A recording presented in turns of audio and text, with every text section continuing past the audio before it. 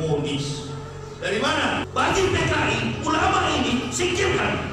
Setiap negara demokrasi yang bergejolak ada pemain di dalamnya. Siapa? Komunis. Dari dulu komunis ingin menghancurkan Indonesia, tapi selalu dikalahkan oleh Islam.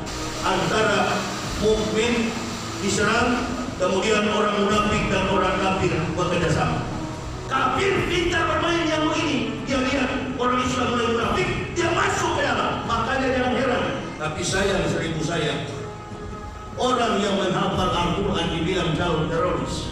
Jadi yang bikin kacau negara kita ini adalah pejabat-pejabat negara, termasuk Menteri Agama. Ketidakjujuran, kezaliman yang ditampilkan ini akan runtuh dengan seketika. Kita ustaz-ustaz ini bukan orang-orang bodoh. Kemampuan kami ini lebih daripada politikus. Termasuk Menteri Agama begini. Kalau sudah pensiun, pulang ke mana dia? Saya dengar orang buatan sini katanya. Bagaimana ini kira-kira umat Islam ke depan? Antara dua. Kalau pejabat-pejabat kita tidak konsisten, tidak menutup kemungkinan Islam di Indonesia ini 36. Di era Joko Widodo yang aneh ada persoalan. Dalam sejarah Islam di Indonesia nggak pernah ada rezim yang melarang orang menghafal Al-Quran. Berhati-hatilah pemerintah ini, karena tidak adil kepada mayoritas. Pemerintah Jokowi ini tidak adil kepada mayoritas. Ngomong apa memang betul. Setiap yang disasar selalu Islam. Mudah-mudahan bulan Oktober ini kita aman-aman saja. Tapi sepertinya memang ada hal yang besar bakal.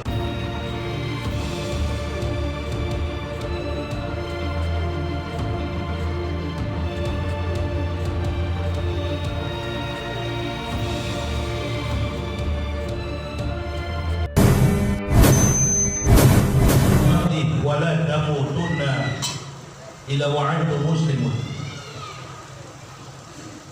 وقال الله تعالى في الكتاب العزيز الكريم أعوذ بالله من الشيطان الرجيم بسم الله الرحمن الرحيم لا يغرنك تقلب الذين كفروا في البلاد متاع قليل ثم مأواهم جهنم وبئسal mihad. Qala Rasulullah sallallahu alaihi wasallam ra'su kulli khati'an asakatu anil haqi syaitanun akros. Ibu bapak, saudara-saudaraku rahimakumullah, puja dan puji syukur kehadirat Allah Subhanahu wa taala kita sama sampaikan kehadirat Allah atas waktu dan kesempatan, terutama nikmat sehat, sehingga kita boleh meluangkan waktu, meringankan langkah kaki kita dari rumah menuju ke Masjidil As-Sa'adah, Kecamatan Kotokasih, Kabupaten Siak, Provinsi Riau.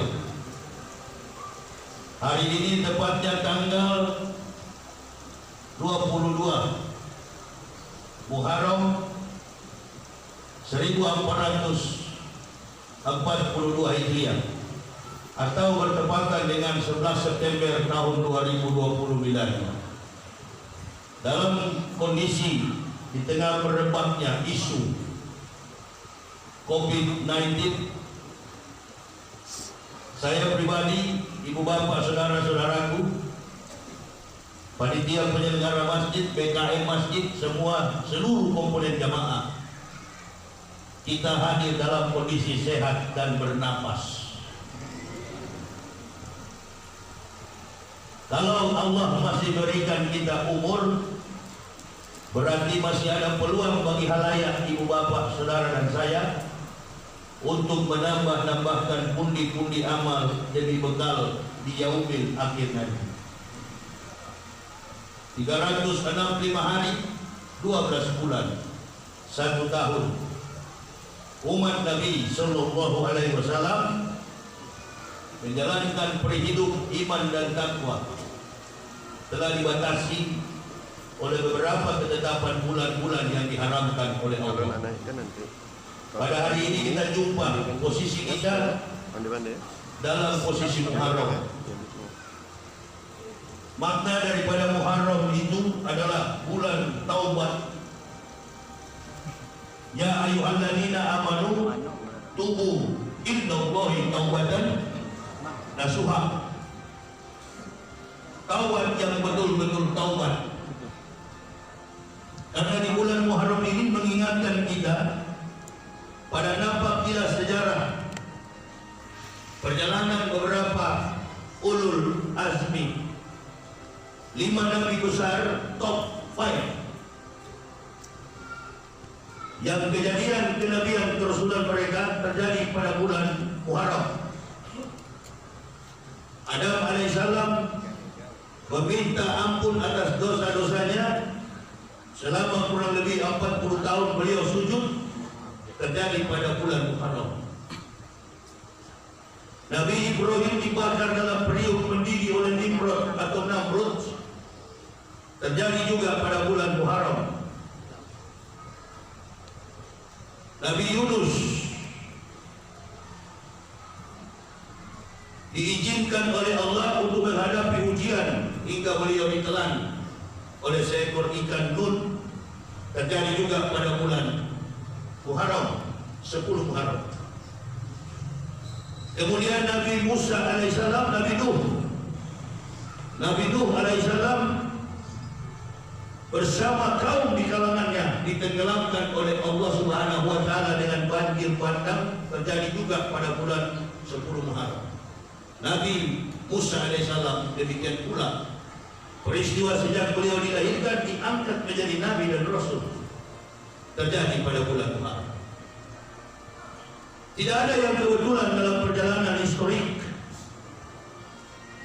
Landasan pengakuan yang kita amalkan dalam konteks keimanan Islam selalu berurusan dengan perjalanan sejarah para nabiullah.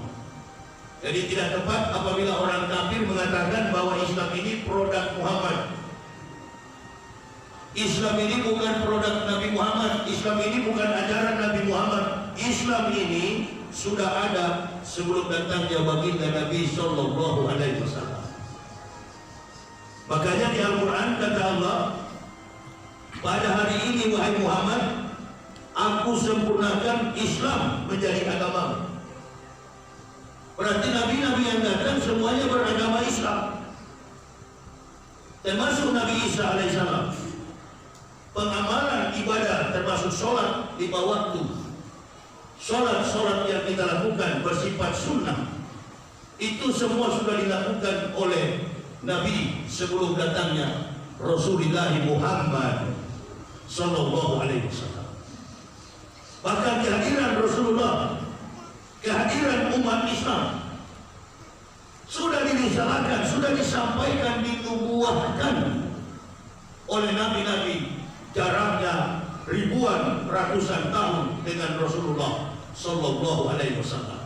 Saya kasih contoh. Ketika Allah Subhanahu Wa Taala memberikan 2 loh batu, sekali lagi, ketika Allah Subhanahu Wa Taala memberikan firman kepada Moses Musa alaihissalam, 2 loh batu yang kita kenal dengan nama kitab Taurat, itu sudah disabdakan oleh Allah bahwa akan datang umat Muhammadin. Bukan nanti sekarang. Jarak saja antara Nabi Isa dengan Nabi Musa 3.500 tahun. Isa dengan Muhammad 576 tahun. Berarti 4.076 tahun sebelum datang umat Islam, umat Nabi Sallallahu Alaihi Wasallam. Allah sudah berfirman kepada Musa alaihissalam, ini atau itu umat Muhammadin nuraini kailah yadurruhum zulmatan. Kata Allah, wahai Musa, aku akan memberikan kepada umat Muhammadin, umat Muhammad, 2 cahaya. menerangi mereka dari 2 ke 8. Sebagai Nabi Musa bertanya, "Manur aini ya Rabbi?" 2 cahaya apa itu ya Tuhanku? Faqala Allah Ta'ala, "Nurul Quran wa nurul Ramadan." Cahaya Al-Quran dan cahaya Ramadan. Bertanya lagi Musa, "Wa majul matan ya Rabbi?" Untuk menerangi 2 ke 8 apa itu ya Tuhanku? Julmatul qabri wal yaumal qiyamati. Untuk menerangi umat Islam dari kegelapan kubur dan siksa hari kiamat. Kalau Musa berkata begini, Nabi Muhammad sudah lahir atau belum? Nabi Muhammad sudah datang sebagai Nabi atau belum? Nabi Isa sudah ada atau belum? Belum, jaraknya begitu jauh. Sudah disampaikan Allah Subhanahu wa Ta'ala Jalla Jalaluhu kepada Musa di Bukit Tursina. Jadi kalau Allah sampaikan kepada Nabi dan Nabi menyampaikannya kepada masyarakat, itu biasanya betul. Bahkan apa yang disampaikan Allah kepada Nabi-Nabi dan Rasulnya, jaraknya ratusan tahun, ribuan tahun, ratusan ribu tahun terjadi. Beda dengan pemerintah. Kalau pemerintah yang sampaikan, innalillahi. Berita yang disampaikan A jadi B di masyarakat. Makanya kita umat Islam ini makin hari bukan makin maju. Di era Presiden Joko Widodo ini, cahaya keislaman itu makin pudar. Dan yang menghancurkannya bukan orang kafir. Contoh jangan jauh-jauh, jangan di Mekah, jauh sekali itu. Kalau menceritakan maju dan mundurnya Islam, maju dan mundurnya negara, nggak usah bicara negara dan agama orang lain. Kita bicara negara dan agama kita. Ini yang di dalam buku Muhammad Abduh ditulis, Al-Islamu ya'lu wa la yubla alaihi. Itu perkataan Nabi, agama Islam itu agama yang tinggi. Tapi dalam buku beliau katakan, Al-Islamu mahjubun bil muslimin. Islam dirusak, dihancurkan oleh orang Islam sendiri. Tadi saya di mobil, anak kecil yang mengaji tadi, walaupun saya capek sekali dari perjalanan Jakarta, Medan, Aceh. Tadi malam saya tiba dan istirahat tidak baik karena begitu banyak tamu datang ke hotel ngobrol-ngobrol. Sampai di sini saya istirahat di mobil. Saya katakan kalau sudah waktu saya ceramah, panggil. Saya mendengar anak melantunkan ayat-ayat suci Allah, melantunkan ayat-ayat suci Quran, melantunkan kalimat-kalimatullah, firman Allah yang bersifat umum, bersifat global, komprehensif, universal, huda linasi wa bainati minal huda wal furqan, bersifat kepada seluruh manusia. Jangan ibu bapak berpikir bahwa Al-Quran ini hanya untuk orang Islam. Kemarin kita melalui bulan yang diharamkan oleh Allah, bulan yang ketiga, bulan yang keempat yang diharamkan oleh Allah. Apa? Bulan Ramadan. Kenapa kita berpuasa? Karena kita menghormati syahrul Ramadan lazi unzila fihil Quran hudalin nasi wa bainati minal huda wal furqan. Jadi jangan ada di mindset kita umat Islam berpikir bahwa Al-Quran ini adalah kitab hanya kepada kita. Selama ini kita menganggap Al-Quran ini kitab hanya untuk umat Islam. Salah. Saya lebih percaya Al-Quran, lebih percaya Allah daripada percaya para pendakwah. Saya lebih percaya bahwa Al-Quran ini sifatnya hudal linas, berlaku bagi semua manusia. Kok bilang kitab suci umat Islam Al-Quran? Al-Quran ini adalah kumpulan kitab semua nabi, termasuk Injil. Inilah Al-Quran. Taurat, inilah Al-Quran. Zabur, inilah Al-Quran. Semua kitab para nabi yang tidak terbukukan secara teori. Datangnya Rasulullah SAW barulah dia terbukukan melalui wahyu yang diberikan di Gua Hira kepada Nabi kita Muhammad Sallallahu Alaihi Wasallam. Ini namanya Al-Quran. Tapi sayang, seribu sayang, orang yang menghafal Al-Quran dibilang calon teroris. Anda kalau tidak bisa baca Al-Quran, Menteri Agama, karena sudah ketahuan waktu khutbah Jumat di Istiqlal, makhrujnya kocar kacir. Saya ini orang dari kafir yang masuk Islam. Saya beragama Kristen dulunya, pendeta, yang konon insya Allah lebih paham Islam daripada ibu bapak. Berani saya bilang begitu. Kenapa? Karena yang menghancurkan Islam bukan orang yang dari kafir. Adapun orang kafir itu dari zaman Adam sampai ada Malik, memang tidak suka dengan agama yang benar, dengan ajaran tauhid. Mereka tidak suka. Contohnya tadi saya ceritakan tentang kisah para nabi.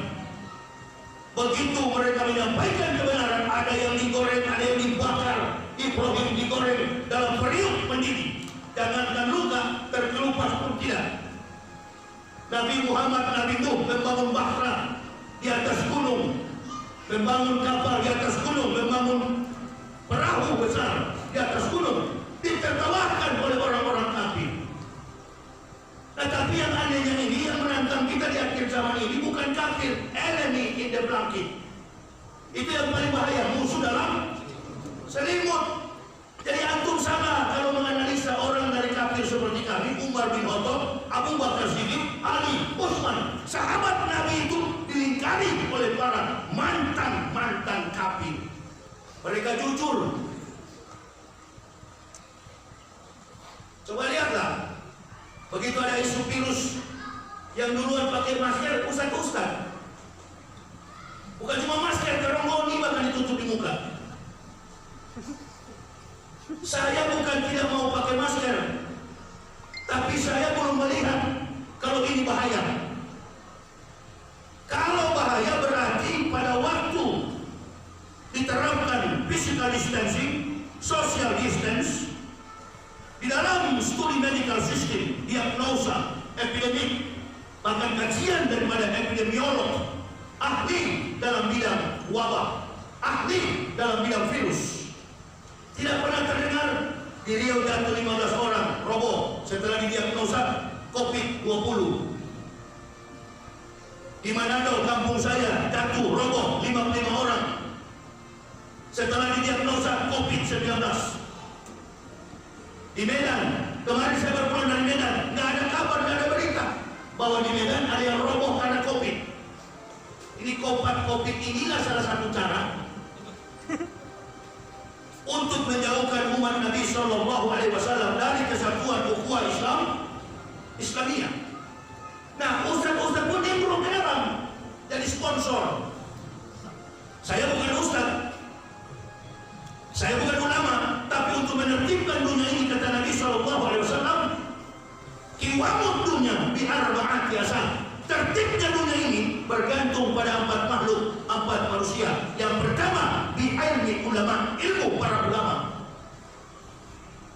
Kalau bicara ulama, innal ulama warasatul anbiya. Ulama itu adalah pewaris daripada Nabi. Pertanyaannya, mengapa nabi-nabi dianiaya? Mengapa nabi-nabi dipenjarakan? Mengapa nabi-nabi dibunuh? Karena mereka tidak suka dengan kepalsuan. Nabi-nabi tidak suka dengan fatwa yang menyesatkan. Tapi kita di dunia ini, Allahu Akbar, khususnya di Indonesia, mulai cari hadis, mulai cari referensi. Ini konspirasi biologis, senjata biologis yang bocor dari Wuhan.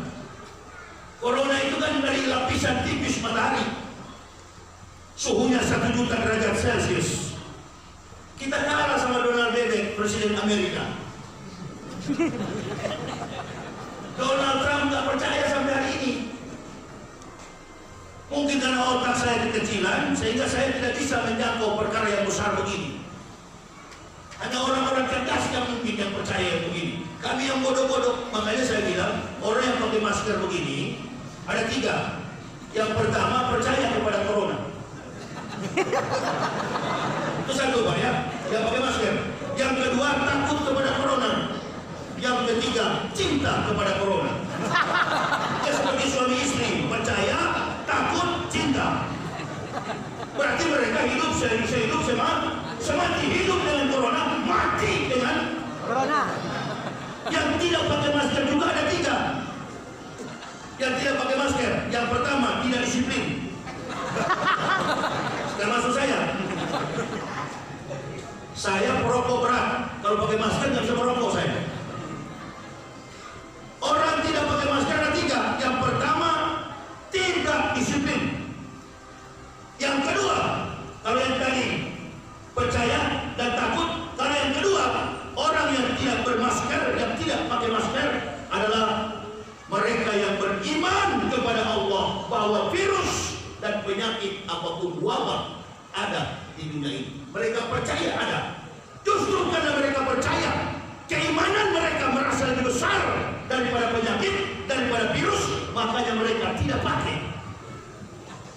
Yang ketiga, orang yang tidak pakai masker mengikuti petunjuk Bapak kita Joko Widodo, mengatakan bahwa kita berdamai dengan corona. Nggak bisa ditarik lagi Pak Jokowi, sudah keluar itu. Awak pegang itu. Saya pegang perkataan Pak Presiden Republik Indonesia yang mulia Joko Widodo. Kita berdamai dengan corona. Makna filosofis berdamai begini: antum dulu dengan saya musuhan, tidak saling dekat, tidak salaman, tidak bertegur sapa. Mengapa? Saya jauh di seberang lautan, di Manado, di Papua, antum di Riau. Tapi begitu kita mengucapkan 2 kalimat syahadat, ada dalam barisan umat Nabi Sallallahu Alaihi Wasallam yang jauh jadi dekat. Kita berdekatan. Itu maksud Pak Jokowi. Gak usah lari dengan corona, rapat dengan dia. Gak usah pakai X, ada X di sini. Tadi saya sholat di Masjid Royatul Iman, maghrib di situ saya. Lantainya penuh X, penuh tanda bukan X, tanda hitam. Sudah ada tulisan. Sudah ada tulisan. Abdullah X, Muhammad X, Ibrahim X, Isa X, Daud X, Elisa X, Elias X, macam-macam. Jadi tanda X itu menunjukkan bahwa sudah jangan lihat begitu, itu belum apa-apa, itu belum kalau tsunami, kalau begitu ada sudah.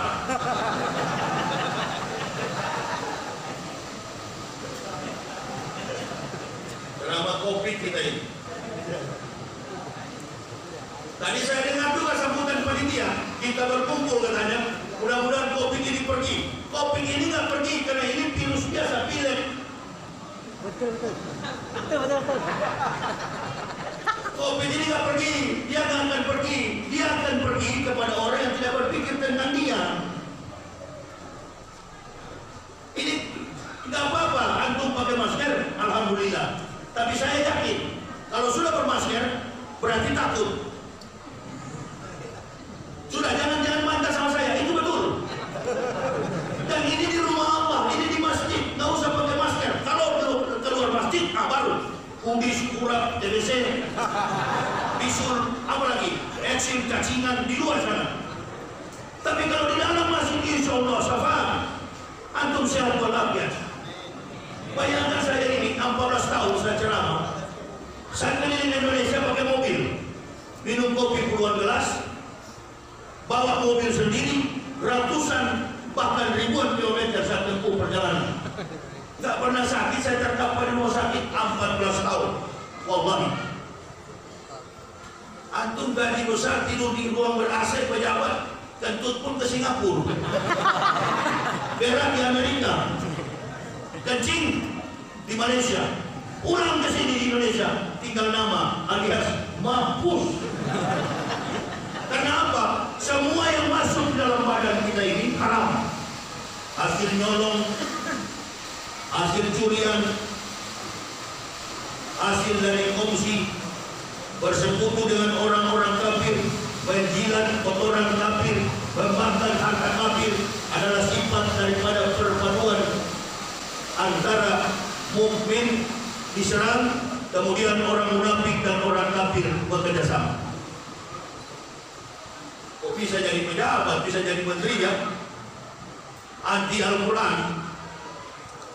Apa dikatakan itu? Good looking.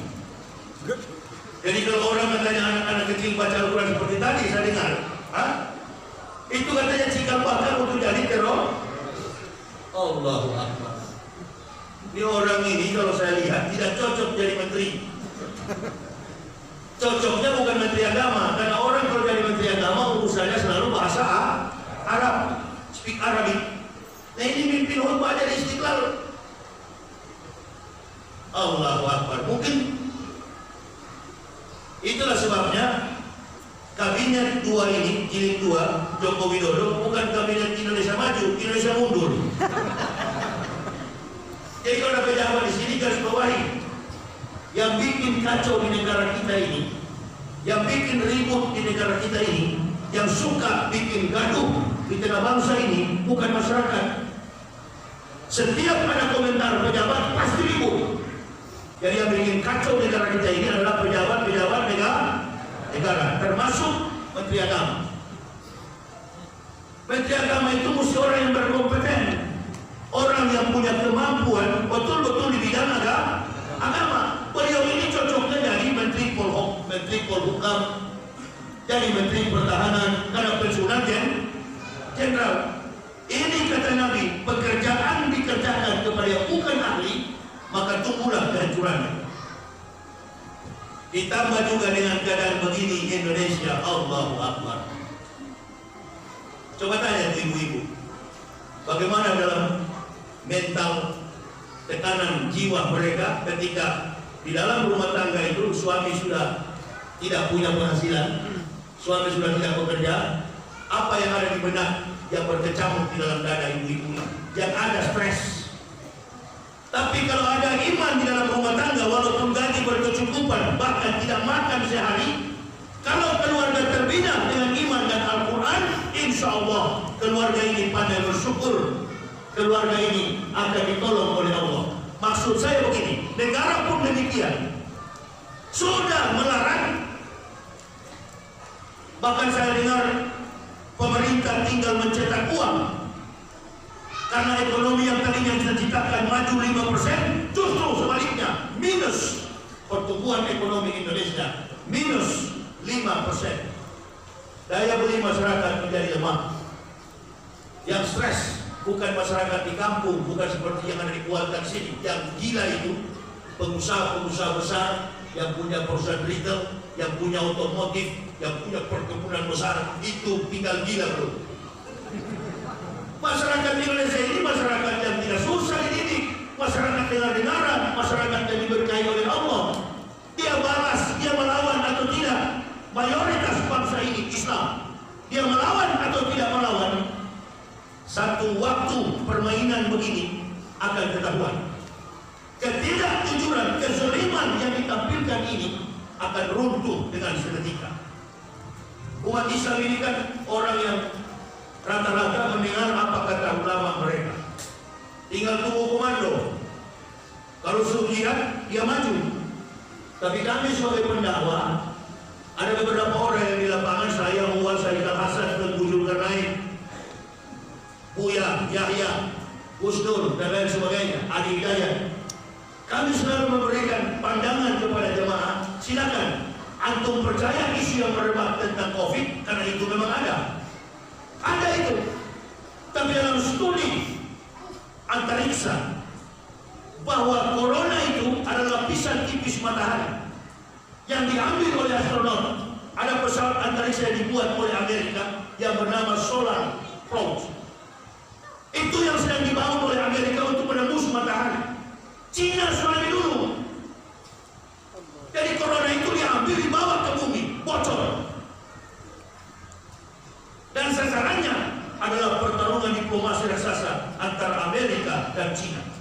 Bocor dia sekarang ke negara-negara luar.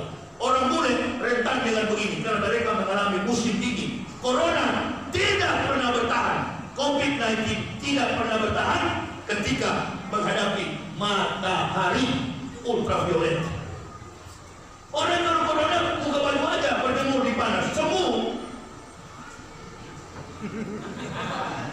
Paham kira-kira? Negara Asia, negara tropis tidak bahaya. Tidak bahaya, cuma dibikin bahaya. Dibikin bahaya oleh siapa? Oleh dokter, bukan pemerintah. Pemerintah tahunya kucurkan dana. Habis. Sekarang Jakarta lagi lockdown. Jakarta lagi PSBB. Semua negara sekarang ini, bahkan Belanda sudah menantang. Belanda katakan lepas masker. Bagaimana dokter tidak mati? Satu badan terbungkus, ventilasi tidak ada. Ya matilah orang. Permainan yang manis, tapi sayang ketahuan. Dirubah lagi, awas bahaya. Kenapa? OTG, orang tanpa gejala. Innalillahi. Penyakit malaria pun ada gejala. Saya 16 tahun di Papua, tinggal di Papua. Ada 2 penyakit bahaya di Papua. Malaria tropika, malaria teresiana. Nah, COVID-19 ini gejalanya sama dengan teresiana. Dia serang di bagian diafragma, perut. Jadi kalau sudah tidak bisa bernapas, tekanannya sudah ke atas sampai ke paru-paru, stagnasi. Orang tidak lagi bisa bernapas, dead. Mati. Itu teresiana. Malaria teresiana. Obatnya kloroquine. Kalau tidak, antisipasi penangkal daripada droplet itu semburan napas orang lain adalah minyak kayu putih. Nah, datanglah ke majelis taklim begini dengan membawa minyak kayu putih daripada antum kos-kosan. Ini pencegahan. Jadi bukan kita tidak tahu, kita tahu itu. Kalau bahaya berarti hampir 8 bulan bahkan dari Februari sampai sekarang September. Pasti ada di Pekanbaru ini yang sudah roboh. Itu kalau bahaya.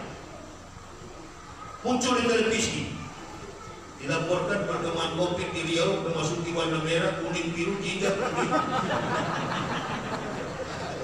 Yang berdiri menyampaikan orang Islam, salah pun tidak, bagaimana berkah. Setiap kali ada majelis ilmu, selalu panitia menyampaikan apa itu? Mudah-mudahan Allah segera mengangkat COVID. Dengan berdoa begitu Pak, mudah-mudahan Allah tambahkan. Kenapa? Karena orang-orang ini nggak amanah. Berdiri di muka, nama Islam, orang Islam. Salam yang disampaikan seperti dendam terhadap Islam. Mayoritas kita Muslim, coba kalau tampil di depan publik pakai assalamu. Karena mayoritas bangsa ini adalah Islam. Kafir pintar bermain yang begini. Dia lihat orang Islam mulai munafik, dia masuk ke dalam. Makanya jangan heran, garis abstrak yang membentuk salib ada di spanduk-spanduk dan menjadi kontroversi di masyarakat.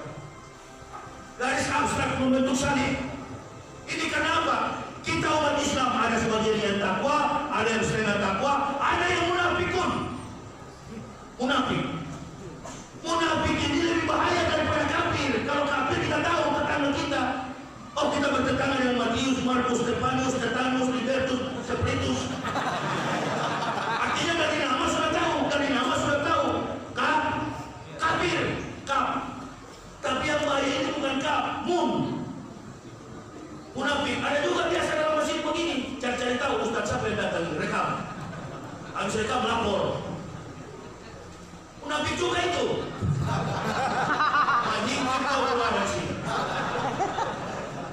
Ini bukan ustaz yang datang, Umar bin Khattab.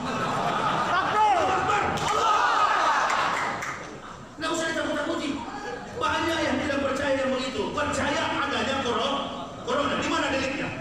Kami percaya adanya virus. Karena itu menyebar secara global. Semua 215 negara mengalami pandemi. Diserang oleh virus COVID-19. Diserang. Tapi ingat, World Health Organization bermain dengan para mafia-mafia Amerika untuk berbisnis tentang virus ini. Coba kalau nggak percaya sama saya, pergi berangkat ke Jakarta, naik di bandara Sultan apa sih? Syarif Kasim. Sultan Syarif Kasim. Coba berangkat, teman saya ada di situ. Kemarin saya ceramah dari Bunut. Saya rencana mau ke Medan dengan istri anak, mau naik pesawat. Saya telepon teman saya security di bandara, Sultan Syarif Kasim. Haji, Ustaz, itu kalau naik pesawat protokol kesehatannya bagaimana? Oh mudah Ustaz, cuma di rapid test cepat. Bagaimana tes cepatnya? Hanya dilihat dari darahnya apakah positif dan negatif. Berapa? Ada biaya? Ada Ustaz. Berapa? Dulu 280.000, sekarang tinggal 150. Kenapa turun-turun? Karena banyak yang protes. Bisnis atau bisnis? Bisnis atau bisnis? Belum lagi yang tes PCR, PCR itu sampai 2 juta. Dokter-dokter mau yang begini kawan. Apalagi kalau muncul di televisi, Allahu Akbar. Jangan ya, ini sangat bahaya. Kalau bahaya dok, kami masyarakat ini agak pusing.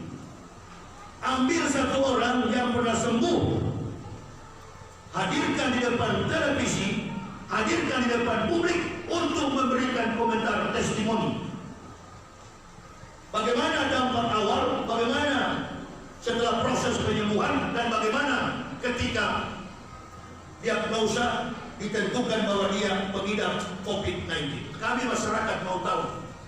Sampai hari ini nggak pernah ada testimoni seseorang yang pernah mengidap penyakit kemudian ditampilkan di depan publik untuk bercerita, berkisah dampak awal sampai dia sembuh. Nggak ada. Kami masyarakat mau dengar. Kalau betul ada atau saya dengar di daerah apa ini? Buatan setelah Yahya Waloni pulang, ada panitia telepon, Ustaz, setelah antum pulang 15 mati. Oh. Besok lagi saya datang, saya bikin pakai karung goni, tutupi kepala. Karung goni, itu nggak ada celah, dia masuk. Setiap ceramah hanya mata yang kelihatan. Bapak Ibu anggap ini humor, memang betul-betul humor. Kita bikin humor supaya tidak takut, betul-betul. Kita masyarakat ini kan kalau sudah ditakuti dengan baju coklat, baju loreng, mundur semua. Awas. Yang begini bukan tugas tentara, bukan tugas polisi, tugasnya siapa? Tugasnya Kementerian Kesehatan. Biarkan dua angkatan ini tidak mengurus yang begini. Akibat inilah tentara TNI dan Polri kemarin dijadikan sebagai sasaran debat pada Indonesia Lawyers Club. Kekacauan yang ada di Ciracas. Isu yang muncul karena kecemburuan. Kita sebagai masyarakat tidak menginginkan hal seperti itu. Jaga barisan hukum Islamiyah. Jangan sampai kita diadu domba dengan aparat keamanan. Jangan sampai kita diadu domba dengan TNI.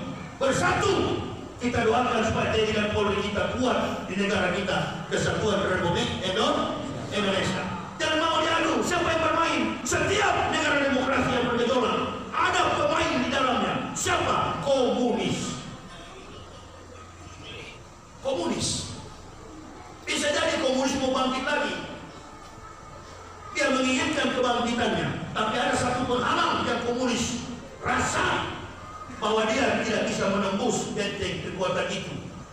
Yang komunis paling anti adalah barisan ukhuwah Islamiyah, barisan iman tauhid. Dari dulu komunis ingin menghancurkan Indonesia, tapi selalu dikalahkan oleh Islam. Negara ini kuat karena ada satu kekuatan, bukan pemerintahnya. Negara ini kuat, ada komponen mayoritas masyarakat Muslim. Pendiri bangsa ini kebanyakan ulama yang jujur, bukan yang pura-pura jujur. Ulama-ulama yang jujur meletakkan fondasi negara ini sebagai founding fathers, pendiri bangsa adalah orang-orang yang jujur. Di dalamnya terdapat beberapa kiai, beberapa ulama, Kiai Haji Agus Salim. Kemudian ada tokoh yang di Padang, Muhammad Hatta. Kaget betul saya dengar kemarin orang Padang berselisih paham dengan komentar pejabat lagi. Nah, coba setiap ada kekacauan keributan pasti pejabat. Ini kalau gua sebenarnya belum masa, kenapa sudah jadi pejabat? Ini masa karbit semua ini. Kita ustadz-ustadz ini bukan orang-orang bodoh. Kemampuan kami ini lebih daripada politikus. Kami mampu membaca jejak politik di masyarakat, karena itulah isi Al-Quran. sementara dan akan terjadi? Jawabannya hanya satu, Al-Quran dan hadis. Itulah sebabnya Nabi katakan, yang menertibkan dunia ini, yang pertama ilmu, bi'ilmi ulama, ilmu para ulama. Bagi PKI, ulama ini singkirkan, tangkap, penjarakan. Kalau menghambat, sikut. Maka jangan heran Habib Rizik Syihab sampai sekarang masih di Mekah. Macam-macam ini penjaga kawanan umat Nabi ditangkap satu persatu. Ada yang dibujuk, bahkan ada yang sudah setengah mati pun dijadikan sebagai taman hiburan, sebagai hiburan di taman wisata. Macam kalau sudah ditangkap, Allahu Akbar. Ulama-ulama ada yang tadinya keras menentang, mengkritisi, begitu dibayar langsung lemas. Nah, inilah watak daripada pemimpin yang ada sekarang ini. Berebut untuk mencapai kedudukan. Umat dibiarkan terlantar umat. Ulama kalau sudah meninggalkan umat, bagaimana perasaannya? Ibu-ibu kalau ditinggal suaminya nikah lagi, hanya 3 yang ada di dalam pikiran dan hati mereka. Yang pertama marah, yang kedua kecewa, yang ketiga berpikir kos hidup yang akan datang. Dan bila ulama sudah pergi menyimpang dari ajaran yang sebenarnya, apa yang diamanahkan Allah, maka bangsa ini tidak akan diberkahi oleh Allah. Saya dan beberapa teman bukan ulama, kami ini dalam keluarga cuma anak yang tua. Ulama sudah meninggalkan. Apakah di Al-Quran dan hadis ada begitu? Ada. Ihsaru salasa asnafin minanasi wahum.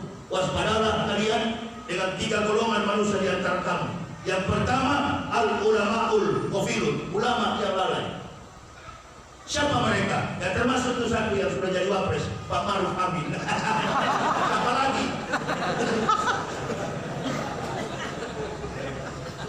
Masih dipakai-pakai juga Kiai Haji. Enggak lah, kalau sudah ke politik bukan lagi Kiai Haji.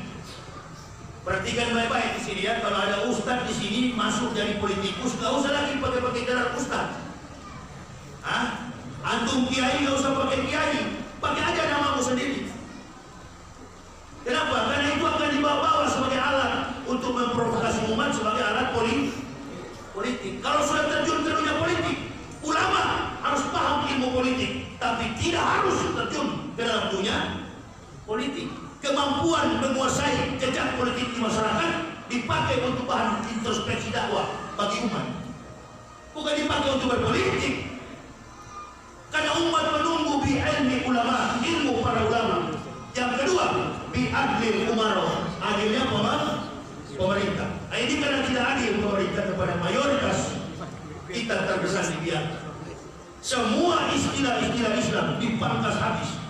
Bahkan saya dengar di Cina dilarang kata jihad, dilarang kata khilafah, dilarang kata ukhuwah. Semua istilah Islam dilarang di Cina. Sasaran mereka adalah Indonesia. Di bulan Muharram inilah kita bersatu. Nggak usah lagi ada benteng NU, Muhammadiyah, Naqsabandiyah. Saya pernah ceramah di sini, kalau nggak salah tahun 2013. 3 kali. 3 kali. Iya, tahun 2012. 13. Ya, 2013. Saya katakan dari awal saya masuk Islam, saya akan berkeliling Indonesia sampai masuk ke liang kubur dan tidak pernah membawa bendera mazhab NU, Muhammadiyah, Naqsabandiyah, Al-Wasliyah, tidak pernah. Kami suami istri memeluk Islam karena percaya bahwa ajaran agama yang paling benar itu adalah agama Islam. Inna dina indallahil Islam. Kami tinggalkan agama Kristen, jabatan saya sebagai rektor tinggalkan, dan kemudian kami memeluk Islam. Sampai hari ini tidak pernah berubah. Kenapa? Karena saya sadar saya manusia, lidah saya cuma satu. Kalau ular, lidahnya bercabang. Ini orang-orang begini, termasuk menteri agama begini. Kalau sudah pensiun, pulang kemana dia? Saya dengar orang buatan sini katanya. Orang mana tuh menteri agama? Apa agama beliau? Heran juga saya. Tapi begini setia, tidur tidak teratur, makan tidak teratur, hanya karena berjuang, berjihad, dan tak pernah berubah. Begini terus saya. Panitia tanya, Ustaz berapa rombongan? Tidak pernah, dari dulu tidak pernah pakai rombongan. Kalau pakai rombongan, nggak mampu kalian transfer tiket. Bersyukur ada. Kalau ada dua yang begini seperti saya, sebenarnya saya mau istirahat. Saya mau istirahat, tapi nggak ada yang mau begini. Ini tidak bisa dilakukan kecuali dengan bekal keikhlasan dan kesabaran menuntun umat. Kami bukan ulama, tapi mencoba menyampaikan ilmu para ulama di tengah umat. Di adli umaro, setelah ulama konsisten, ulama berteman dengan umaro, ulama punya batas-batas tertentu bergaul dengan pemerintah. Ulama tidak pernah merayap ke pintu-pintu pejabat. Untuk menjaga wibawa Islam, ulama dilarang mengunjungi pintu pejabat. Ulama dilarang mendatangi pejabat, kecuali sebaliknya, pejabat mendatangi ulama. Pejabat mendatangi ulama cuma dua, minta doa dan minta nasihat, bukan minta proyek. Apalagi berubah menjadi pejabat. Nanti sudah setengah mati jalan. Ulama adalah wibawa warisan dari para nabi, menyampaikan ilmu kepada umat. Perhatikan baik-baik. Begitu umat Islam kacau, muncul berbagai macam argumen. Kemarin ada yang ribut masalah foto Jokowi coret-coret, ribut soal khilafah. Beberapa ustaz sudah berkomentar, saya berbeda komentarnya. Jangan juga menyalahkan Banser. Kita sudah tahu selama ini Banser dan FPI dan beberapa organisasi Islam ribut. Tapi melihat persoalan di Pulau Jawa ini yang di Lamongan, orang juga marah karena foto Presiden Jokowi dicoret-coret. Sebagai masyarakat jamaah, kita senang atau tidak senang, mau atau tidak mau, dimenangkan atau Jokowi menang, terbukti beliau adalah presiden. Tidak boleh coret-coret foto presiden. Kita tidak senang dengan kinerja Jokowi, silakan dia. Di atas pribadi Jokowi ada sumpah menggunakan Al-Quran, biar dia tanggung di akhirat nanti. Kita masyarakat tak boleh. Inilah yang menyebabkan kita tak pernah bersatu sesama Muslim, mempertontonkan kepada kafir, dan orang kafir pintar bermain dalam keadaan umat Islam posisinya tidak bersahabat. Ini strategi. Makanya orang tanya sama saya, Ustaz, bagaimana ini kira-kira umat Islam ke depan? Antara dua. Kalau pejabat-pejabat kita tidak konsisten, tidak menutup kemungkinan Islam di Indonesia ini tinggal 6. Bergantung kepada pejabat.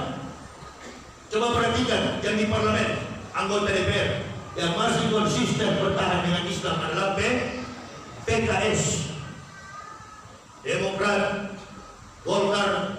Pekerjaan kita sekarang jamaah hanya berdoa, meminta kepada Allah agar di kemudian hari ada pemimpin yang terbaik bagi kita.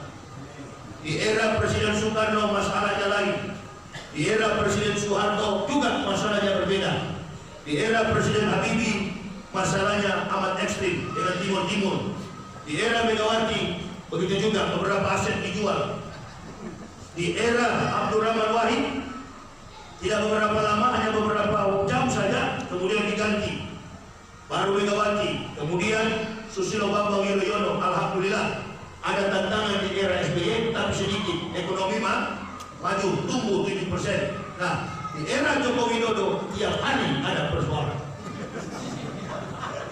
Jadi nggak usah antum bikin pribadi secara personal, tidak usah menyerang secara privat.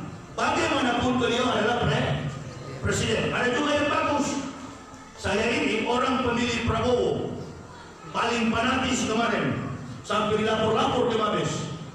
Berjuang kita, akhirnya apa? Prabowo menang, Jokowi diganti. Itulah kenyataannya. Atau nggak bisa ngomong. Prabowo yang menang, yang dilantik adalah Jokowi. Coba bayangkan politik Indonesia, aneh bin ajaib. Orang yang menang tidak dilantik, orang yang kalah dilantik. Bantah aja sama saya kalau bisa bantah. Datanya ada di Mahkamah Agung. Prabowo yang menang, Jokowi kepada jamaah. Takdir Allah atau bukan? Takdir Allah atau bukan? Takdir Allah.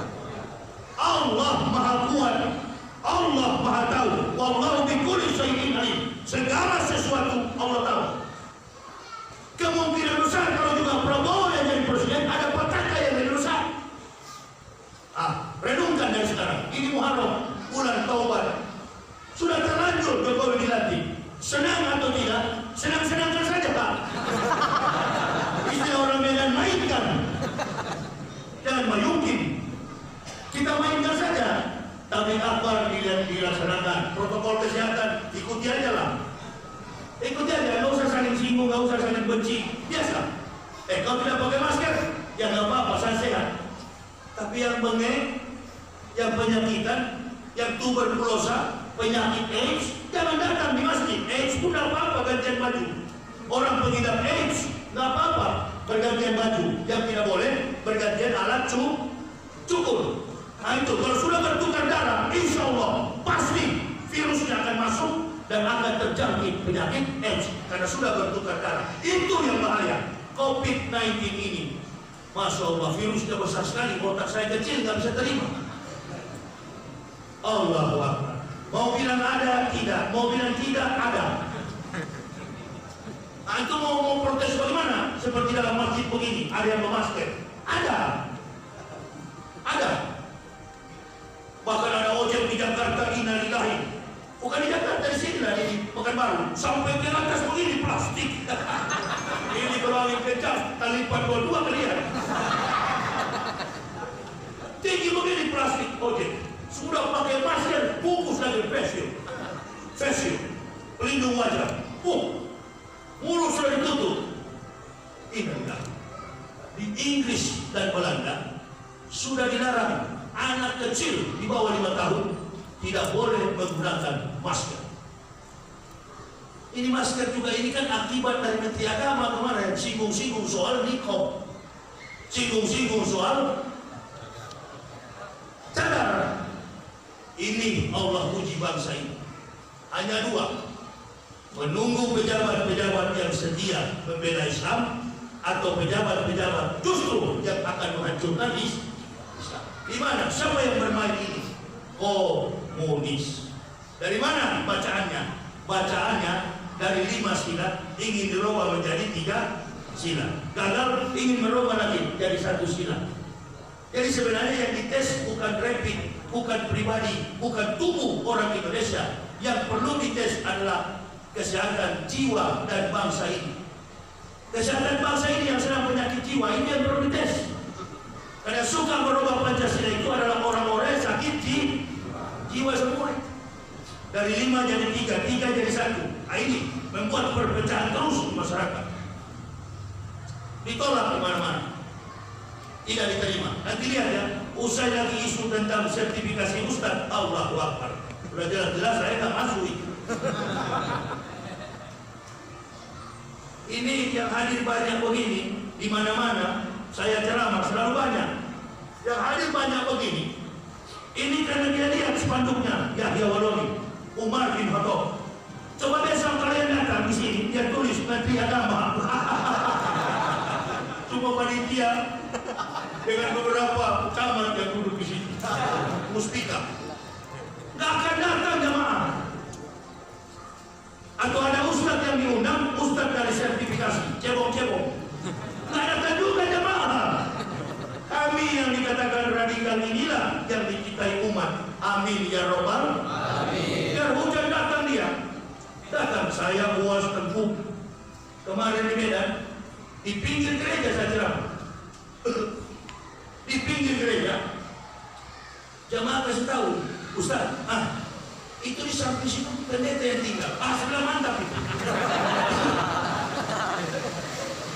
Kebetulan dia satu marga sama saya, Ustaz. Oh begitu? Iya. Begitu saya ceramah dan saya sampaikan. Sudahlah pendeta, kalau sudah dengar nggak usah pura-pura. Sini sunat masuk Islam. Entah dia dengar atau tidak. Alah. Yang penting sudah disampaikan.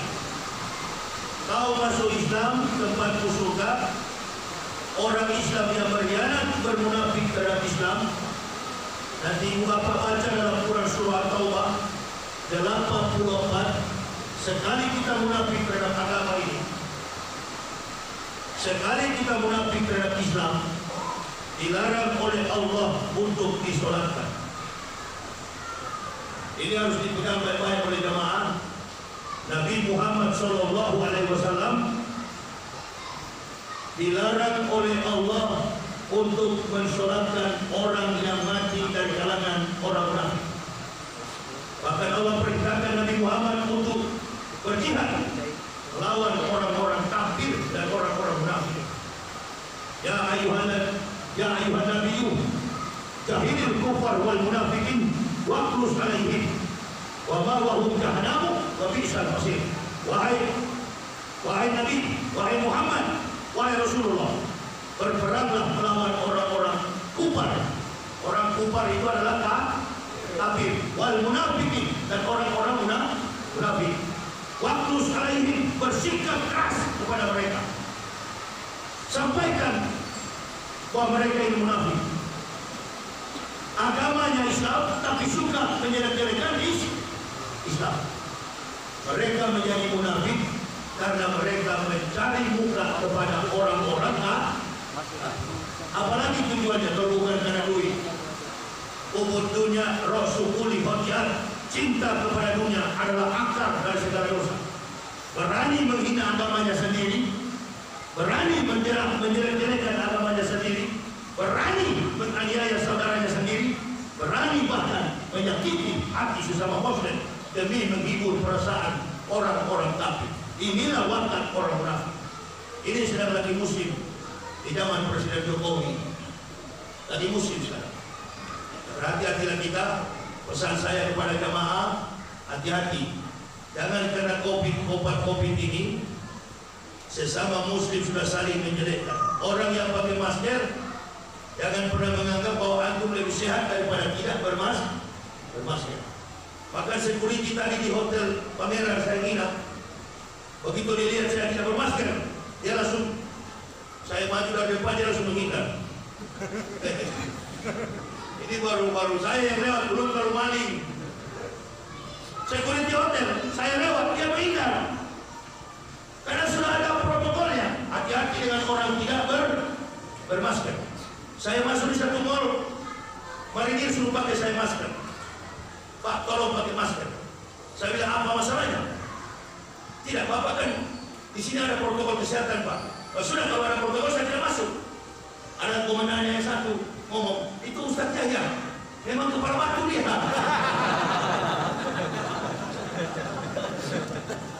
Saya bukan tidak mau pakai. Memang saya tidak akan pakai sampai mati, sampai ditembak mati pun saya tidak akan pakai. Itu manusia. Kalau saya sudah dengar ada yang 5 jatuh di lampu merah, ada yang 7 tewas di bus, baru saya pakai. Akan saya percaya. Saya percaya virus itu ada. Tapi saya belum lihat dampak dan gejalanya bagaimana setelah dites dimulihkan di depan publik. Itu yang saya tidak lihat. Orang saya dari sana, dari kafir sana jago sekali, yang begitu kitab aja kita bisa palsukan. Apalagi cuma begini, innalillah. Kata lagu dangdut, cukup sekali aku merasakan kegagalan cinta. Takkan terulang kedua kali. Cukup sekali aku disesatkan, tidak mau sesat kedua kali. Yang tak bahaya, yang bahaya itu antraks. Yang dari onta, liur onta, itu memang mematikan. Pernah terjadi. Ini dampaknya diam-diam katanya. Dokter senang. Pemerintah kucurkan 600 M. Saya dengar lagi 120 M. Allah Akbar. 1.200 triliun. Bukan M, T triliun. 600 T, 1.200 T. Apa nggak senang begitu itu? Mau yang begitu? Mau. Maaf para dokter di sini. Memang itulah kenyataannya. Bahkan di Jakarta, kita umat Islam ini sering bertengkar dengan petugas. Kenapa? Petugas dimajukan menghadapi masyarakat, di liang kubur, mayat diambil di rumah sakit, kemudian di rumah sakit dilaporkan secara pidana. Ayat berapa, pasal berapa, bola-bola disuap, merampas mayat dari dalam rumah sakit. Kenapa? Karena kita orang Islam kalau meninggal dunia ada protokol kesehatan, betul? Ada protokol kesehatan, ada protokol kematian, ada protokol kelahiran. Saya dari kafir masuk Islam. Beda dengan saya waktu lahir di Manado. Begitu saya lahir, pendeta baptis. Aku baptiskan dengan nama Bapa, Anak dan Roh Kudus. Roh Kudus. Tapi begitu kami lahir, anak pertama saya masuk Islam, istri saya mengandung anak yang pertama kali dalam Islam.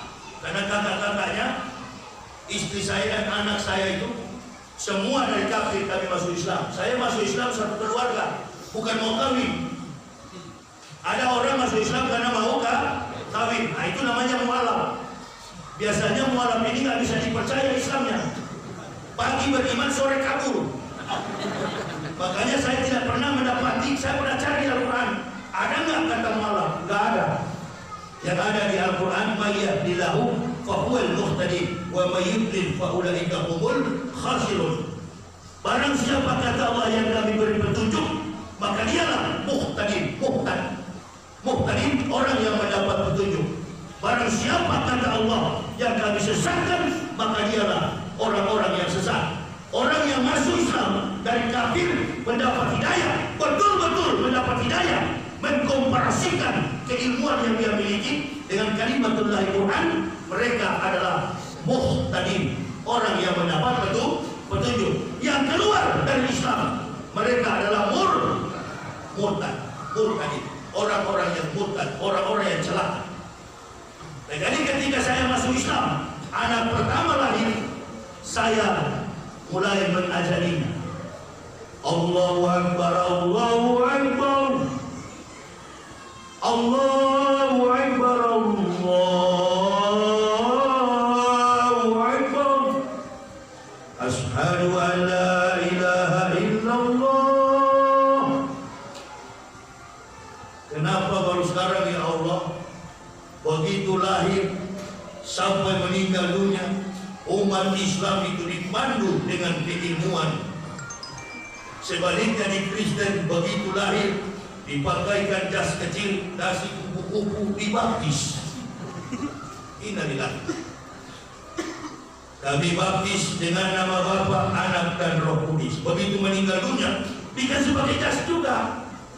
Cuma kalau mau mati dikasih pakai sepatu. Nah ini. Kalau di peti mayat pakai jas, pakai dasi kupu-kupu. Pulanglah ke rumah Bapak. Bapak mana? Dilihat kubur, tengok dulu. Dilihat kubur, pendeta lempar batu, lempar tanah. Ini lihat kubur, berangkat dengan itu kereta itu. Apa? Peti. Karena kalau di Kristen kan kuburnya tanpa kiblat. Kuburnya pakai peti. Ditaruh tuh mayat, baru pendeta bicara. Jesus resurrection in the life. Yesus adalah kebangkitan dan hidup. Tanah kembali kepada tanah, debu kembali kepada debu. Saya lihat teman saya pendeta, ruhnya pulang ke mana? Sudah jangan tanya. Di Islam simpel. Di Islam itu simpel, sederhana. Mayatnya dimandikan, yang memandikannya kalau laki-laki, yang perempuan didoakan, dikafani, dibawa ke liang kubur, nggak bawa apa-apa. Pejabat negara pernah saya hadiri kematian beliau dan istrinya 2 kali. Pertama istrinya, kedua beliau. Hartanya di Jerman, beliau lama jadi duta besar di beberapa negara. Begitu meninggal dunia, Allahu Akbar. Saya perhatikan dilihat apa yang dibawa ini beliau. Nggak ada yang dibawa. Mobil Lamborghini tinggal, rumah besar di Cianjur, Jakarta, di mana-mana, Bandung tinggal. Yang dia bawa iman dan amal soleh. Oma saya, keluarga saya, dan banyak orang Kristen di dunia mati. Allahu Akbar.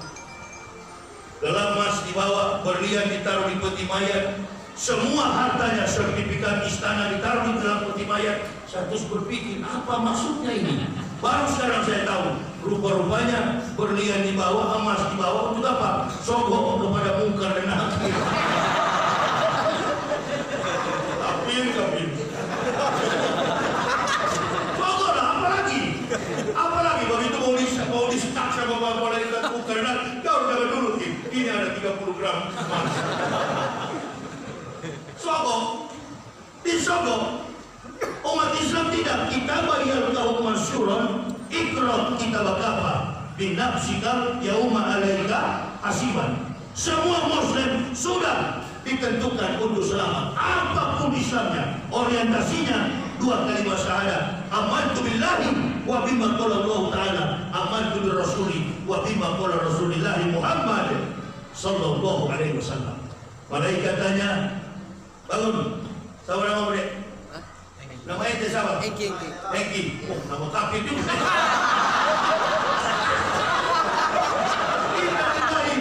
Engki.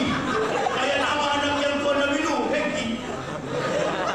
Yang tenggelam. Engkoniun, Onaon. Engki kan Engki, dipanggil Engki. Orang Islam nama Engki. Allahu Akbar. Kocoklah kalau begini supaya malaikat lupa. Hengki ya, usai pengajian Hengki, ente begitu di pintu masjid langsung disambar oleh malaikat maut. Udah nggak usah pucat, biasa aja. Semua akan ke sana kawan.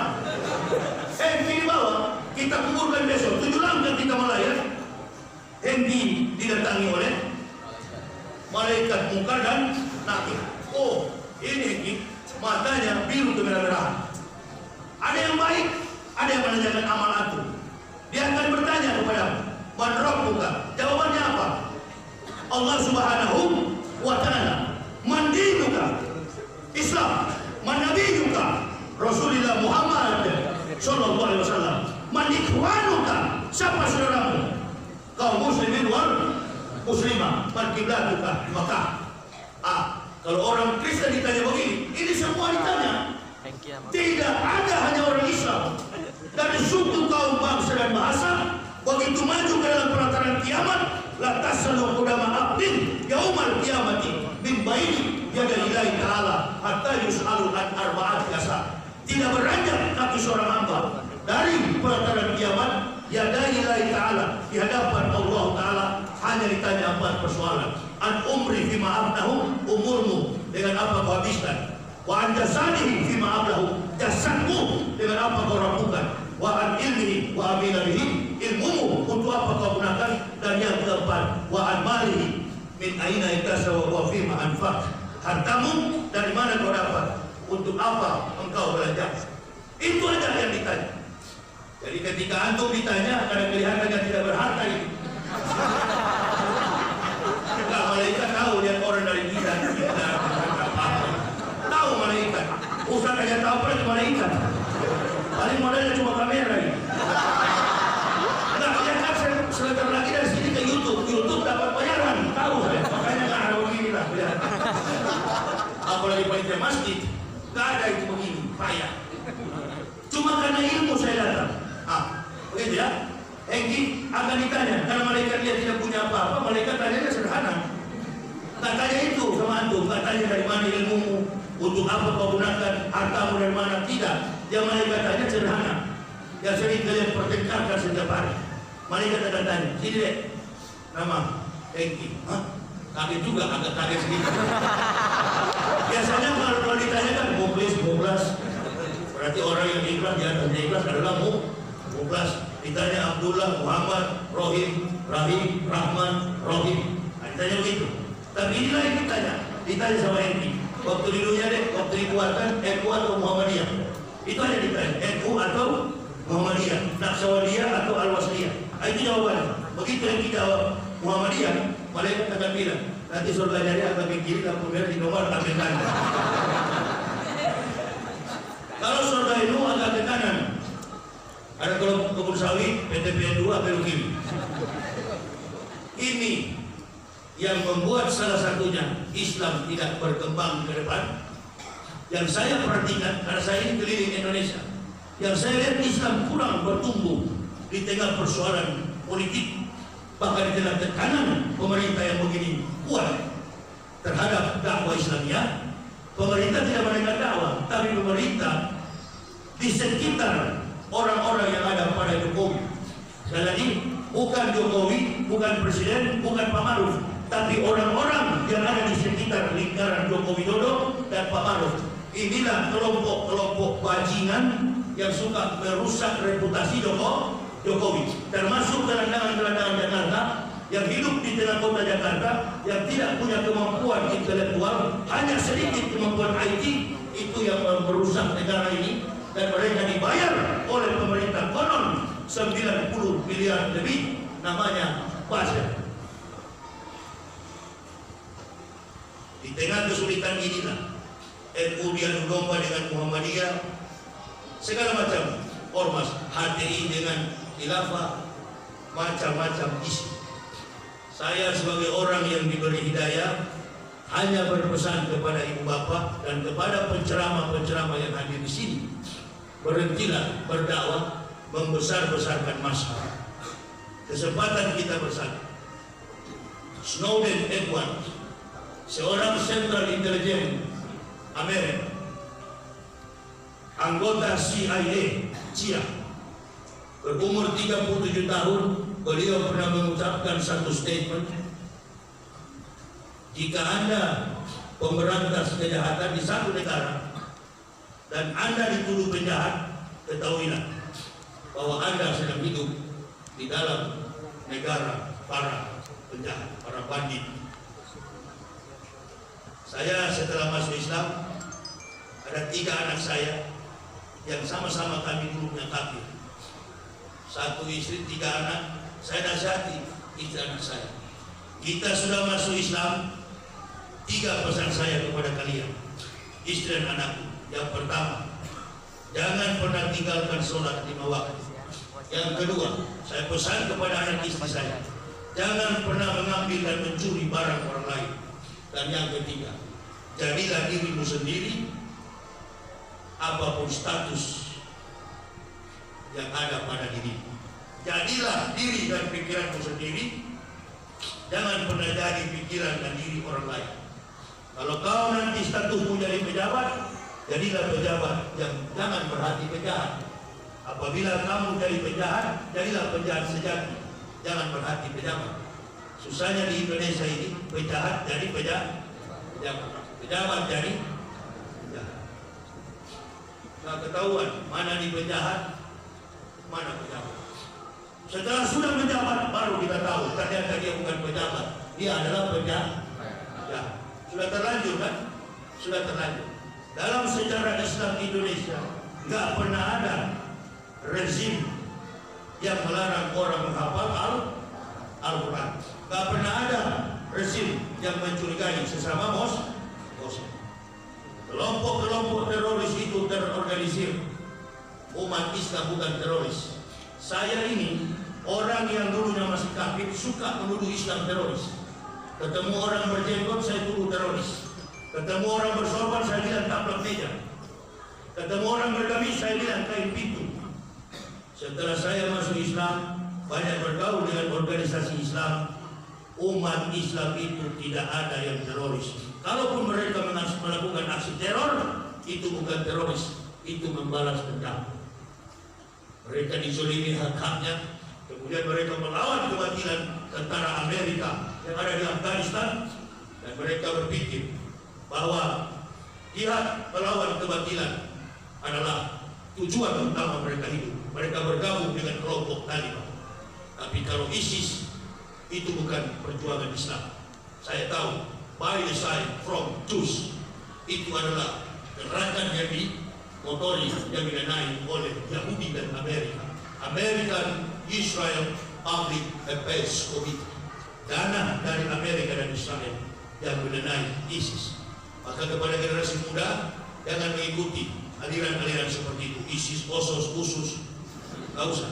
Antum kalau mau berjihad, jadilah ustaz yang berani menyampaikan kebenaran, dengan tidak dari hasil bisikan, tetapi dari kajian ilmu.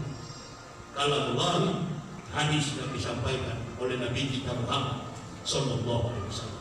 Orang yang ketiga yang menertibkan dunia adalah bi'ilmi ulama, bi'adli umara, bisyakwatil abniyah, kedermawanan orang-orang kaya. Kedermawanan orang-orang kaya. Acara seperti ini terbentuk karena ada bantuan donatur orang yang mampu. Orang yang mampu inilah yang diharapkan sudi membantu saudara-saudara muslim yang lagi papa, saudara-saudara muslim yang lagi membutuhkan bantuan, saudara-saudara muslim yang membutuhkan bahan pokok di tengah isu virus pandemi COVID-19.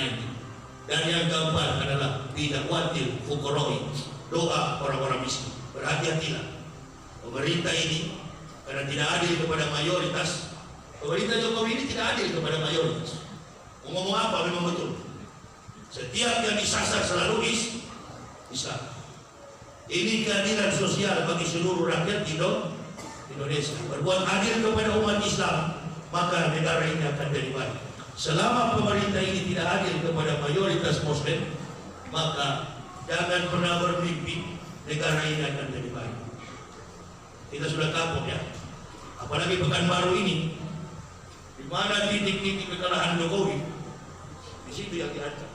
Saya curiga di KPU sudah ada berita di televisi, 400 lebih peserta pilkada pemilihan kepala daerah dinyatakan terjangkit COVID-19. Ini saya curiga dalam Islam boleh, dulu nggak boleh. Saya curiga ini COVID ini dijadikan alasan untuk menjatuhkan kepala daerah yang tidak sesuai selera. Tadi dari mobil saya bilang remaja masjid, jangan coba-coba bawa politik waktu saya ceramah.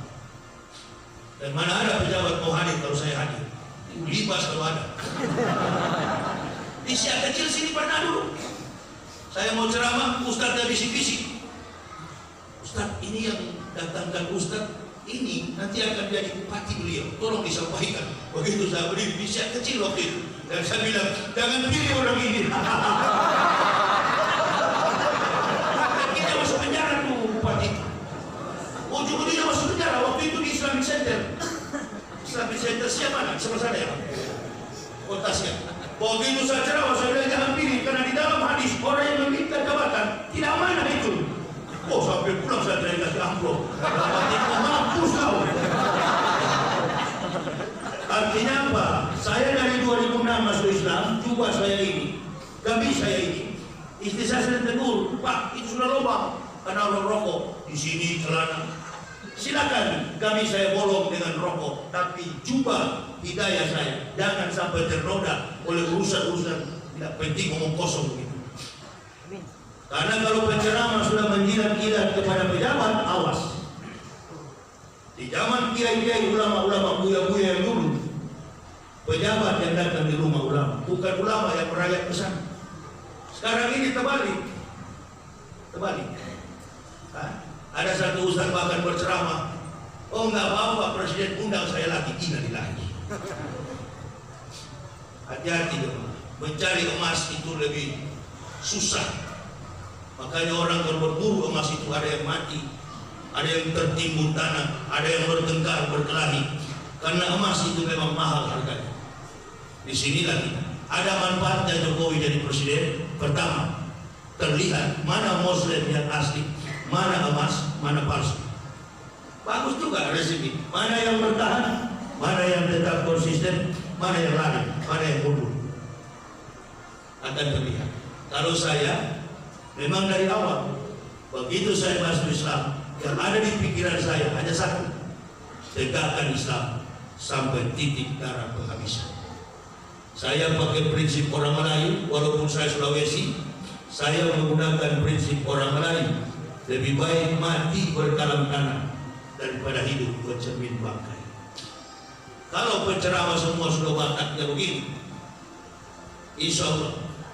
Coba ada berapa ribu ustaz di Indonesia? Dengarkan kemarin debat Rocky Gerung dengan seorang profesor. Rupa-rupanya gelar akademik itu dikalahkan dengan arogansi dan kebohongan. Dia mau berbohong tentang puasa, dia mau berbohong tentang anggaran 90 miliar. Salah-salah dia bicara.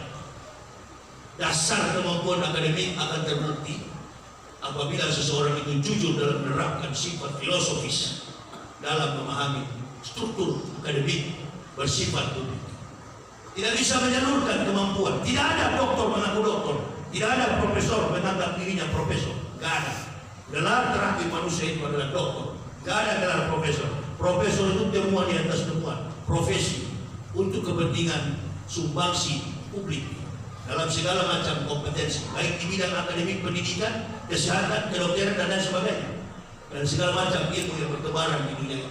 Profesor tidak pernah memperkenalkan diri profesor, dan bahkan dalam etika akademik, dalam etika seorang guru besar, profesor sudah tidak pernah ditulis, hanya nama biasa saja tanpa gelar, itu profesor. Di Indonesia ini biar tanpa jurnal internasional sudah doktor, besok sudah dipanggil doktor. Maaf, di luar daripada gelar-gelar Timur Tengah. Kalau orang yang sekolah di Timur Tengah memang betul-betul doktor, karena di sana menggunakan bukan bahasa Latin, dia menggunakan bahasa Arabik, bahasa Arab. Nah, itulah sebabnya kejujuran itu penting sekali masyarakat. Mayoritas kita Muslim, kita berdoa ke depan ada pemimpin-pemimpin Islam. Minimal Ustaz Somad ini 2024 kita angkat jadi wakil presiden. Amin ya Rabbal. Ustaz Somad ini saya punya adik. Setiap beliau diganggu saya merontak di Indonesia. Perhatikan baik-baik. Orang yang muda, tidak sombong, rendah hati, di kepalanya badannya kecil, otaknya besar. Beda dengan saya, badan besar, otak kosong. UAS ini kita paksakan nanti untuk jadi wapres di tahun depan. Biarkan Anies dengan Pak Gatot, UAS dengan Sandi atau siapa, supaya ramai kita jadi kontestasi politik. Dan tandai partai-partai yang membenci Islam, yang tidak suka kepada Islam, tandai baik-baik. Tandai baik-baik, dan di kemudian hari kita cari partai yang menyusun, yang mengusung, yang menerima kehadiran para ulama-ulama. Hati-hati jamaah. Mudah-mudahan bulan Oktober ini kita aman-aman saja. Tapi sepertinya memang ada hal yang besar bakal terjadi. Dulu saya pernah bicara begini di Medan. Akan ada musibah besar datang di Indonesia. Masih ada itu rekam jejaknya di YouTube. Pantai Selatan akan datang tsunami 9 skala Richter. Terjadi. Dan saya katakan akan ada musibah besar di tanah air. Inilah tsunami. Itu bisa ceramah di Lok Sumawe di Aceh dan di kota Medan, Bijay. Terjadi juga, masih ada jejak digital. Ya mudah-mudahan Oktober ini baik-baik. Tapi pada saat itu insya Allah berhati-hatilah. Kita berdoa bersama kepada Allah, karena Indonesia ini negara serang di Mekah, negara yang sudah dirahmati oleh Allah. Atas berkat rahmat Allah kita merdeka. Kalau pemimpinnya tidak adil, bukan cuma tsunami, lebih dahsyat daripada corona akan datang. Berdoa saja. Saya ini orang yang berkeliling Indonesia yang tahu persis bidawatil fuqara'i. Yang keempat itu doa orang-orang miskin. Berapa banyak saudara-saudara kita usahanya hancur. Ada yang PHP saya, Ustaz, saya begini-begini, mohon didoakan. Usaha saya di Batam, usaha saya di Jakarta, penjualan saya begini merosot, dan semua usaha saya habis. Tidak ada sisanya. Bukan cuma satu orang, ratusan jemaah yang ngomong begitu. Pedagang-pedagang kecil, petani, nelayan. Nah ini kalau sudah angkat tangan berdoa, jangan pernah bermimpi negara ini akan diberkati. Dalam momen seperti inilah, di ulang tahun baru Islam inilah, kita saling mengingatkan untuk kembali mengintrospeksi diri, meninggalkan kebatilan, menuju kepada rahmatul hidayah. Saya kira jamaah, ini yang bisa saya sampaikan. Kebetulan juga kondisi saya kurang fit. Saya memang lagi dalam keadaan yang tidak sehat. Memaksakan diri saja untuk ke sini, datang di tempat jemaah. Tapi saya mau kasih tahu kepada panitia masjid, urusan duniawi biasanya kalau kita masuk di kantor atau di bank ada parkiran. Ini parkir ustaz, parkir dirut. Ini parkir asisten satu. Padahal omong kosong semua itu. Urusan duniawi. Nah, kalau lain waktu siapkan parkiran bagi pendakwah, siapapun selain saya. Di Jakarta ada itu parkir ustaz. Supaya apa? Ini saya pernah ceramah di Bali. Mobil saya parkir jauh sekali. Pulang kami empat ban semua dibelah dengan pisau. Mobil saya waktu itu Panther, apa itu turbo. 4 ban memang bocor semua. Dirobek memang ditusuk. Nah ini saya bukan trauma, tapi yang begitu Karena saya bukan seperti ustaz lain, naik pesawat, tiba, dijemput. Dari awal saya tidak mau. Saya mau merasakan bagaimana penderitaan Rasulullah berdakwah. Bukan hanya mulut. Kami merasakan bagaimana Rasulullah menegakkan Islam. Setia sampai akhir. Nggak pernah ada sopir. Saya larang ada yang bantu. Memang saya nggak mau disopir. Saya kalau ada orang yang bawa, sudah berapa kali ada bahkan ada orang di Medan mau coba kemarin. Baru dari tebing tinggi pergi ke Batu Bara, balik lagi, nggak teler dia. Aduh, betul Ustaz bilang. Nggak, saya bilang ayo kita mau ke Aceh lagi. Aduh, nggak. Nah, kalau ada yang mau coba marilah kita lewat kami dulu. Jangan-jangan baru dikukui sini sudah tewas, sudah pucat, makan tidak teratur, tidur tidak teratur. Bini anak saya itu sudah terbiasa. Bahkan kalau ibu mau tahu, sudah sering kami diganti mobil karena masuk di jurang. Sudah berapa kali saya sudah terlatih anak istri saya. Bahkan anak saya itu dari kandungan sampai lahir ikut terus. Memang kehidupan kami dipakai untuk berjihad di jalan Allah. Doakan kami jemaah agar kami tetap sehat. Jadi saya besok para jadwal di Jambi, di Lampung pun ini katanya nggak boleh tembus ke Jakarta. Ini jadwal saya masih lama di Lampung. Dari tanggal 18 ada 12 titik, 10 titik tempat ceramah saya. Tidak bisa menyeberang kan? Karena di lockdown tanggal 14 Jakarta. Kita mohon doa dari jemaah. Doa jemaah itu akan memberikan kekuatan kepada kami. Doa jemaah akan memberikan kami juga keselamatan dimanapun kami berada dalam menegakkan hak Islam. Saya sudah akan sampai di sini. Bagi jemaah mungkin yang ingin melihat perjalanan kehidupan dakwah kami, saya biasanya membawa buku saya dengan judul Kebenaran Islam Menurut Mantan Pendeta. Inilah biodata kami. Bagi jemaah yang ingin mendapatinya, silakan nanti ada istri saya yang akan melayaninya. Saya berikan waktu 15 menit, kami akan segera berangkat karena perjalanan kami masih jauh. Saya kira itu yang bisa saya sampaikan. Yang paling penting adalah ukhuwah Islamiyah harus senantiasa dijaga.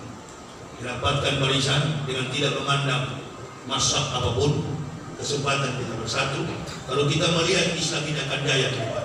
Di Jawa sana sudah rusak, sudah memang rusak. Bahkan akhlak para ulama pun sudah tak karu-karuan. Hanya beberapa orang saja yang masih bertahan untuk setia membela agama, termasuk saya pribadi. Yang sebenarnya bukan tugas saya yang begini. Banyak, tapi yang lain tidak mau turun, insya Allah kami turun. Jadi ini yang bisa saya sampaikan. Terima kasih atas segala perhatiannya. Mohon maaf atas segala kekurangan kami. Usikum wa nafsi bitaqwallah. La ilaha illa huwa 'alallahi falyatawakkalul mu'minun. Wassalamualaikum warahmatullahi wabarakatuh.